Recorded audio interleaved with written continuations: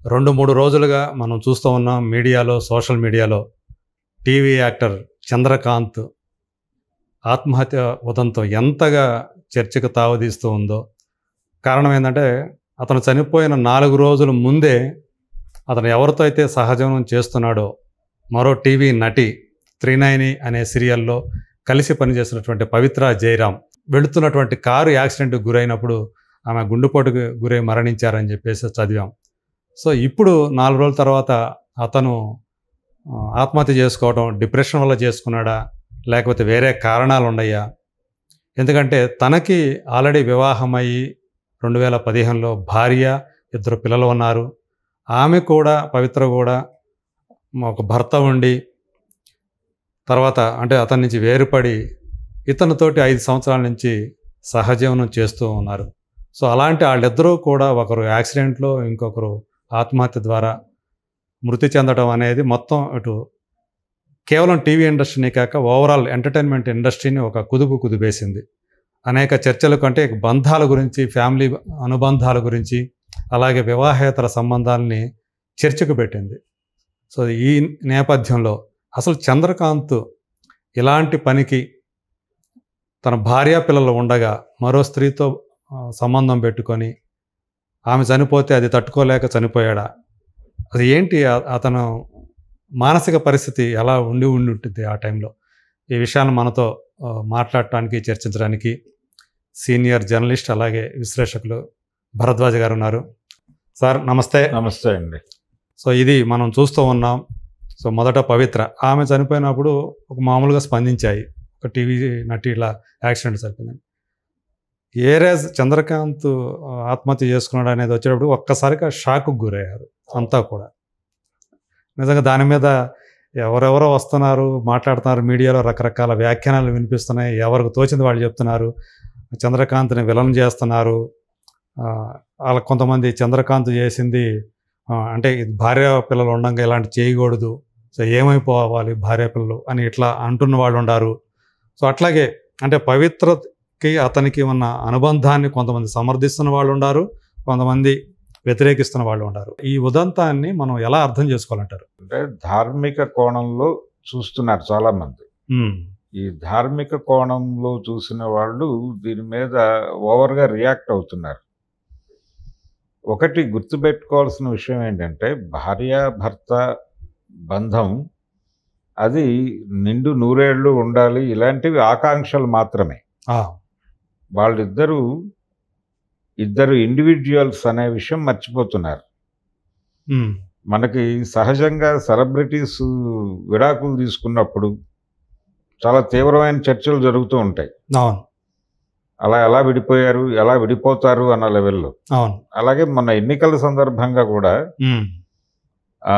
AP ముఖ్యమంత్రి ధార్మిక ప్రసంగమే చేశాడు పవన్ కళ్యాణ్ వ్యవహారంలో.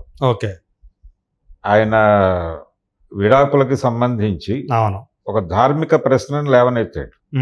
నిజానికి ఆయన ఒక రాజ్యాంగ వ్యవస్థకి ప్రతినిధిగా ఉన్నాడు, ఉండి ధార్మిక ప్రవర్తగా మాట్లాడాడు. అవును, అంటే చట్టపరంగా ఉన్న విషయాన్ని పక్కన పెట్టేసి ధార్మిక కోణంలో మాట్లాడటం అనేది కరెక్ట్ కాదు. అలాగే ఇక్కడ కూడా హ్యూమన్ రిలేషన్స్లో ఒక డెమోక్రసీ ఉండాలి.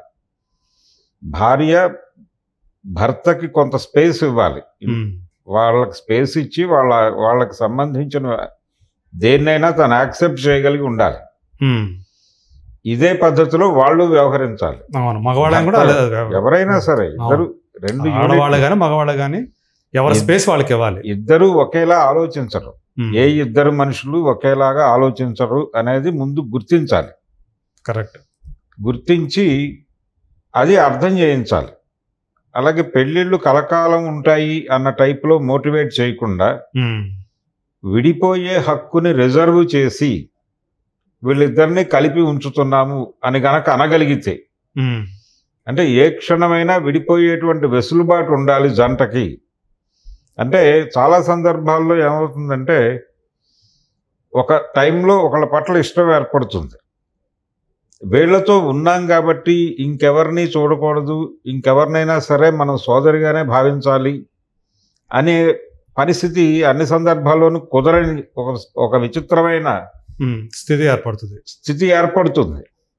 అది ఏర్పడదు అని అనుకోవడం తప్పు.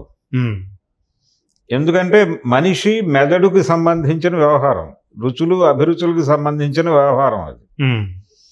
మీరు టోటల్ బ్రెయిన్స్ని కంట్రోల్లోకి తీసుకుని మీరు డిజైన్ చేస్తే తప్ప అది సాధ్యం కాదు. ఇప్పుడు ఈ విషయంలో ఆయన పెళ్లి చేసుకున్నాడు. చాలా చోట్ల ఇళ్లలో గొడవలు ఎక్కడొస్తాయి, ఎందుకు వస్తాయి గొడవలు అంటే, ఏ ఇద్దరైనా సరే వాళ్ళు పెళ్ళైపోయిన తర్వాత ఒకళ్ళు ఆ విలువకి కట్టుబడి ఉంటారు. ఇక్కడ అంటే నేను మధ్యలోకి వస్తున్నాను. వీళ్ళిద్దరూ అంటే తను ఎవరినైతే పెళ్లి చేసుకున్నాడో శిల్పని ఆమెని, పెళ్లి చేసుకోకముందు 11 సంవత్సరాల పాటు ప్రేమించుకున్నారంట వాళ్ళు. అవును. అంతకాలం సుదీర్ఘకాలం ప్రేమించుకొని మళ్ళీ పెద్దలను ఒప్పించి 2015లో పెళ్లి చేసుకున్నారు వాళ్ళు. అంటే వాళ్ళిద్దరి మధ్య అండర్స్టాండింగ్ లెవెల్స్ ఏ విధంగా ఉండాలి? అతన్ని టీవీ ఇండస్ట్రీకి ప్రమోట్ చేసింది కూడా అమ్మాయే. అమ్మాయే నేనే ప్రమోట్ చేశానని చెప్పుకుంటోంది అమ్మాయి. అందులో కొంత వాస్తవం ఉండుండొచ్చు. అవును. అప్పటికే తనకి ఈ రిలేషన్స్ ఉన్నాయి టీవీ ఇండస్ట్రీతో. ఆ రిలేషన్స్లో నుంచే అతన్ని ప్రమోట్ చేసింది ఆవిడ.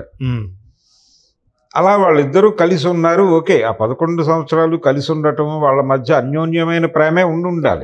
ఎందుకంటే అంత సుదీర్ఘకాలం ఉన్న తర్వాత పెళ్లి చేసుకున్నారంటే అండర్స్టాండింగ్ లెవెల్స్ కూడా ఆ రేంజ్ లో ఉండాలి కదా. ఉంటుంది, అంటే ఆ మేరకు ఉంటుంది. ఆ మేరకు ఇది ఎక్కడి వరకు ఇంకొక వ్యక్తితో తనకు పరిచయం కలిగి ఆ దిశగా నడవాలి అనిపించనంత వరకే ఇది.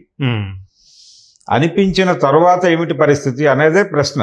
అదే చాలా మంది సినిమా ఇండస్ట్రీలో, అంటే పర్టికులర్గా కళారంగంలోనూ అలాగే ఇతర క్రియేటివ్ ఫీల్డ్స్లోనూ ఇలాంటి గొడవలు అనేకం చూస్తున్నాం మనం. అదే అంటే ఎక్కువగా కలిసి పని చేస్తున్నప్పుడు వర్కింగ్ ప్లేస్లో సో ఇలాంటి అట్రాక్షన్స్ అనేవి చాలా సహజంగానే అనుకోవాలి. వర్కింగ్ ప్లేస్ వేరు.